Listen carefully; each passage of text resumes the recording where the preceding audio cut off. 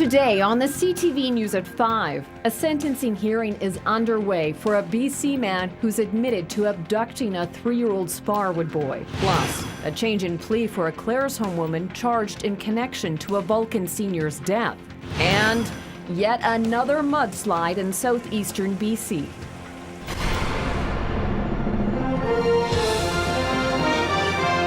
CTV News with Jackie Scantlebury.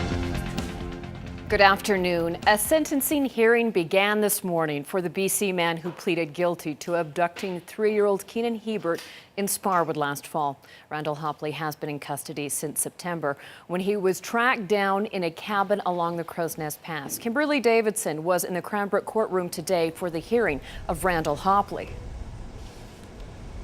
In a videotaped statement to police played in Cranbrook Court today, Randall Hopley revealed for the first time why he took 3-year-old Keenan Hebert from his Sparwood home. And those reasons stem from his past.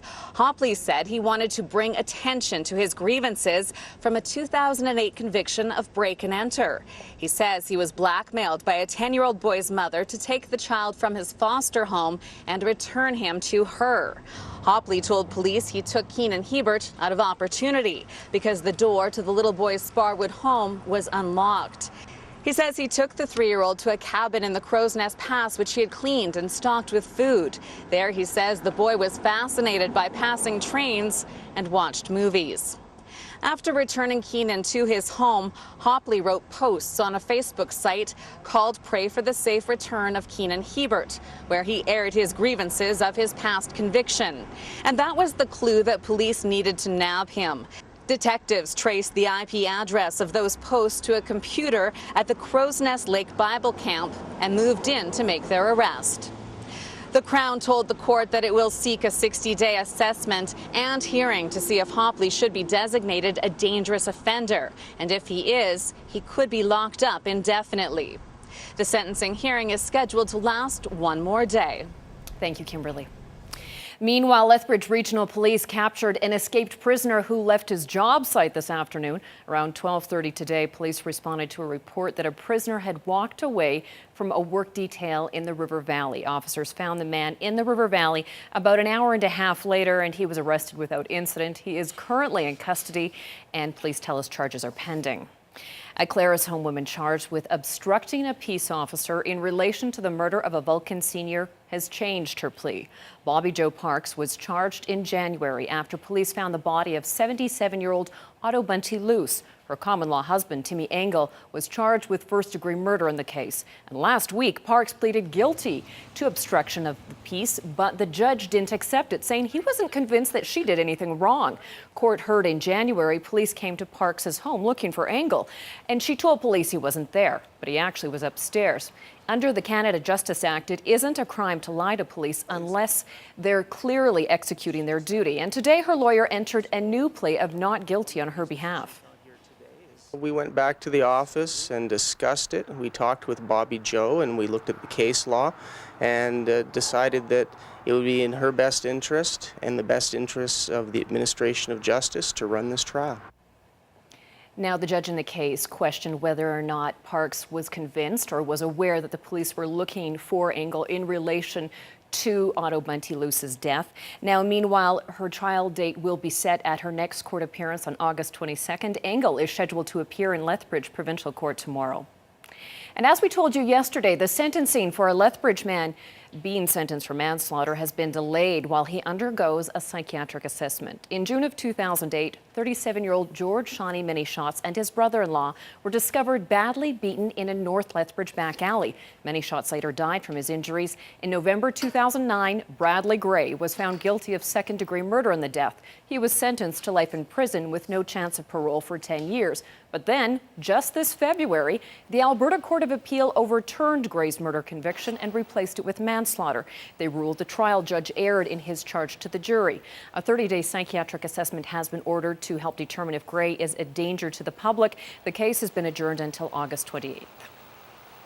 A 14-year-old Fort Macleod boy charged with attempted murder and arson has been denied bail. On March the 10th, firefighters pulled a 17-year-old boy from a burning home in Fort Macleod. He was airlifted to Calgary with life-threatening head and neck injuries where he underwent surgery. He has now made a full recovery. RCMP say the teen was actually violently attacked at the home before the fire even started. The accused was living with the family at the time. He appeared in Lethbridge Youth Court today by closed-circuit television from Calgary Young Offender Centre. The judge ordered that the teen stay in custody for the safety of the public. He will return to court on August the 8th. Members of the Lethbridge Bhutanese community say some refugees may be reluctant to call police after Sunday's shooting in West Lethbridge. 26-year-old Raj Pure was shot by two police officers responding to a disturbance. A dozen people were inside the home, but none of them witnessed the shooting. Pure's funeral will be held Friday morning at Cornerstone Funeral Home.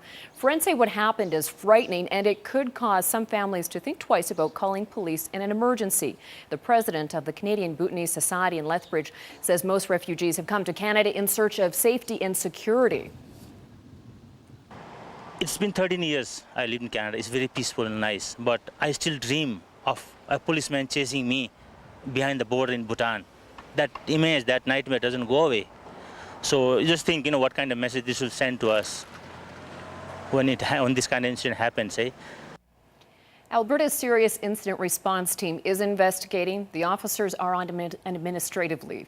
The Lethbridge Police Association is urging that they seek professional counseling.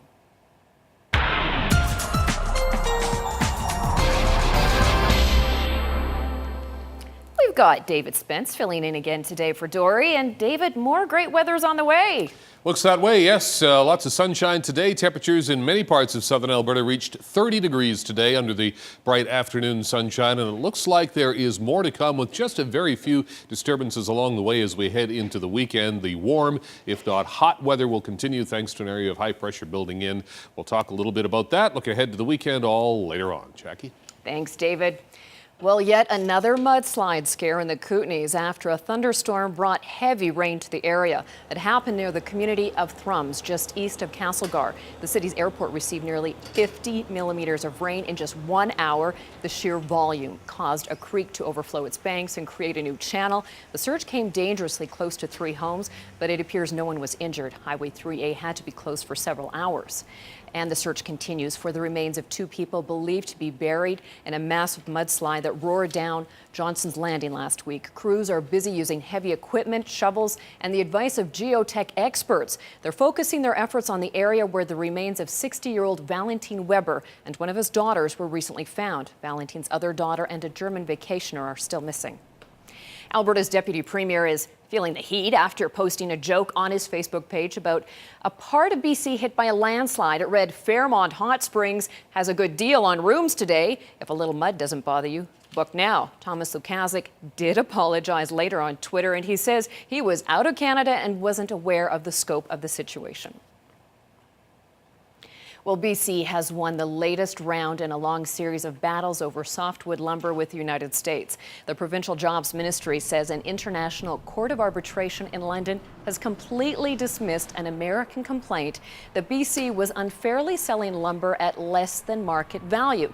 The U.S. filed the complaint after BC began selling more low-grade lumber than had been damaged by the pine beetle infestation. The court has now ruled unanimously the practice did not violate the softwood lumber agreement. This means long-term stability for British Columbia families, the people that work hard every day in our force that can look forward to a long and prosperous future. It is a very, very good day. Bell says the decision has completely vindicated BC and it cannot be appealed. And concern continues to grow in rural southern Alberta over a proposed power transmission line. Landowners are holding a public meeting tonight at the Cardston Civic Centre. It's a chance for rural residents to voice their concerns and to hear from guest speaker Joe Anglin. The meeting begins at 7 o'clock. Exhibition Park in Lethbridge wants to hire you. Park officials are holding a job fair inside the pavilion. They're hoping to build up a staff base that can handle the volume of events they now have in their annual schedule. First and foremost, they're looking for staff for Whoop-Up Days and Hot August Weekend.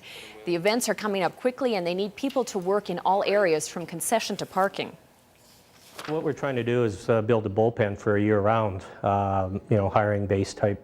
We always have other events like Ag Expo, obviously, Home and Garden, Children's Festival, Farmers Market, where we can use maybe people. So we'd like to establish a bullpen that makes it easier to hire people rather than always depending on volunteers for some of these events. Exhibition Park will be holding another job fair on August the 1st and August the 2nd. Straight ahead, we've got a look at the day's markets coming up next.